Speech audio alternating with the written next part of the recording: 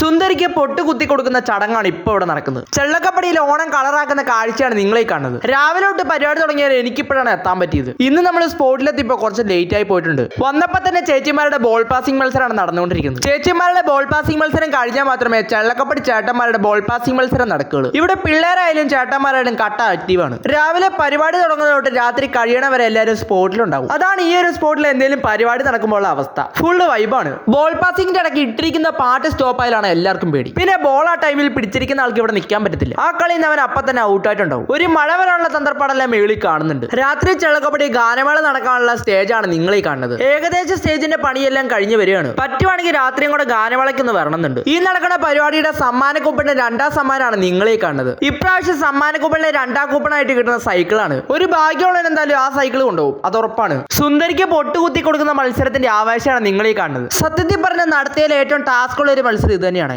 കണ്ണു കെട്ടിയ ചാക്കെന്ന് തലയിൽ വെച്ച് കഴിയുമ്പോൾ പിന്നെ ഒന്നും കാണാനും പറ്റത്തില്ല. എവിടെയാണ് പൊട്ട് കൊണ്ട് തൊടണമെന്ന് പറയാൻ പറ്റത്തില്ല. അതാണ് ഏറ്റവും വലിയ പാട്. ഇപ്രാവശ്യത്തെ ഓണം എന്തായാലും കളറാക്കിയിട്ടുണ്ട്. സബ്സ്ക്രൈബ് ചെയ്താൽ വീണ്ടും കാണാം.